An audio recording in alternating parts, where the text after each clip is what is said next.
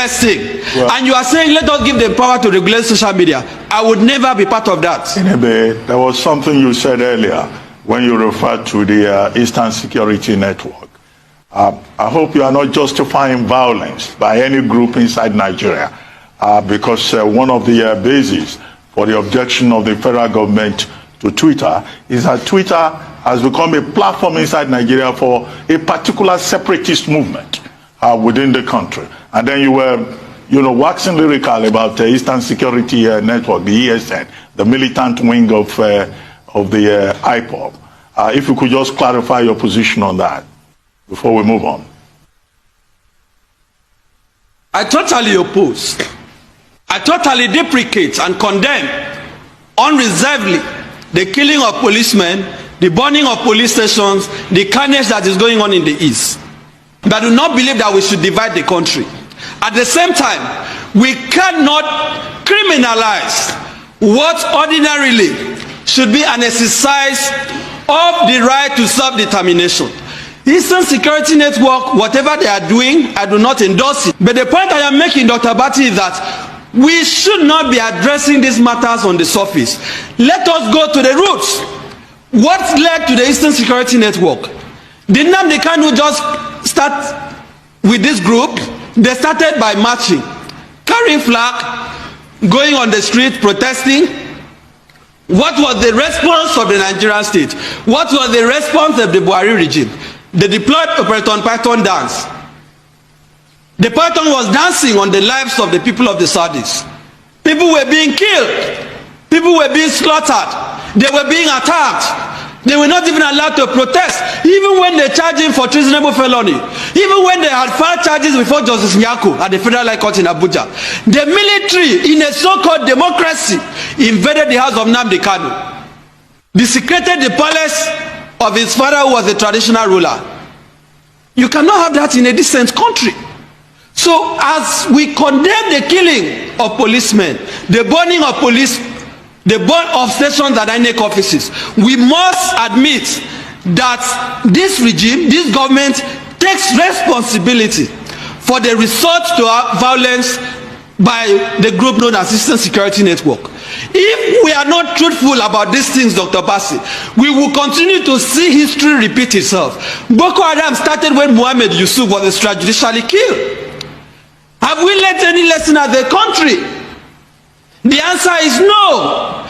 We are still resorting to primitive, draconian ways of responding to civic agitation. When people are protesting, you engage them, you talk to them. That is why you say you are running a democracy. You don't kill them. You don't deny them of the right to protest.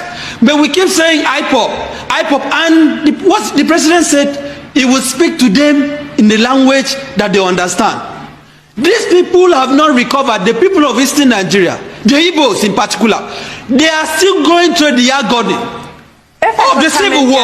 And you are saying you treat them in the language they understand? What is the language of the civil war?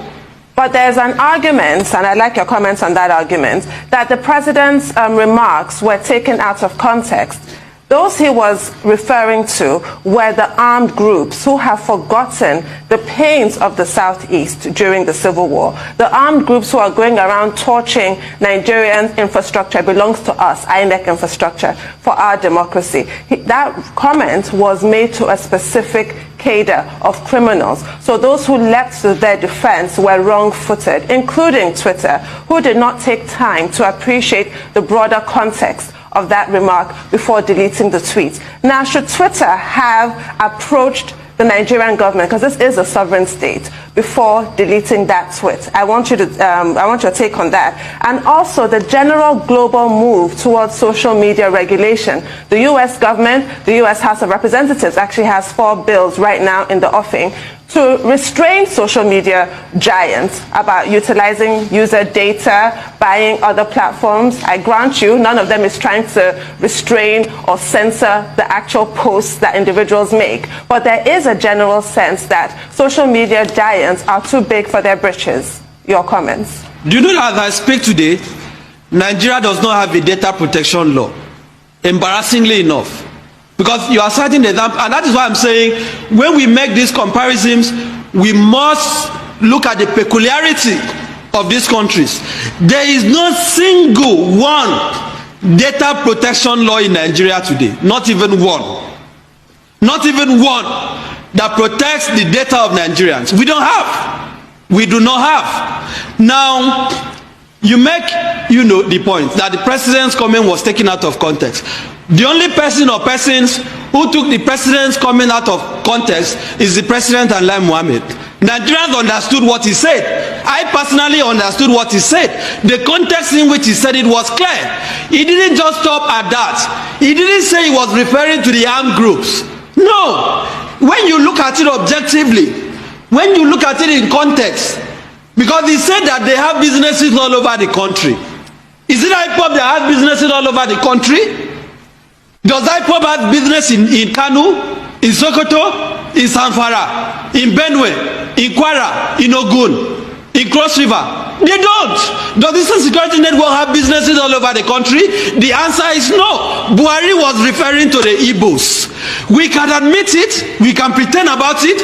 His body language has been clear. He started by saying you cannot treat 93 and 5% equally.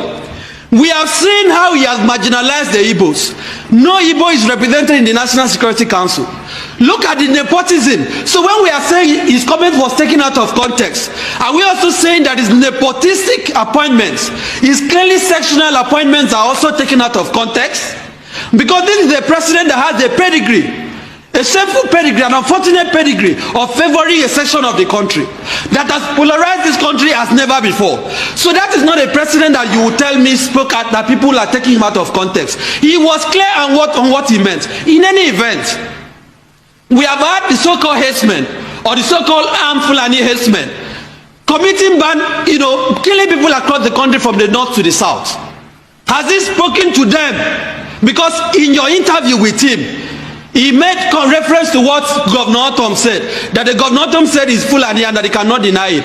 Not all Fulanis are criminals. But as Bühàri spoken to his kinsmen, the ones that are criminals, the ones that are armed, in the language that they understand, the answer is no. We want language as they've been speaking to them. Language of encouragement, language of endorsement, ruga, settlement, grazing routes, and so on and so forth. Despite that governors have rejected these divisive policies, Bühàri is still trying to force it on the throat of Nigerians. He has not addressed the killings by the herdsmen. Has he spoken to bandits in the language that they understand for the last 6 years? The answer is no. Rather, Gumi is advocating amnesty. School students are being kidnapped. Just yesterday, people were praying in Zaria against kidnapping. Bühàri has not spoken to kidnappers in the northeast, the northwest, in the language that they understand. He has also not spoken to Boko Haram and ISWAP in the language that they understand. But suddenly, he now knows the language that IPOP will understand. I do not think that is how to run a country whose unity you are willing to kill for. I do not think how to run a country that is... Let's move on from this tweet. Nigeria is a scam. Hey, nobody believe God though. Everybody not the same.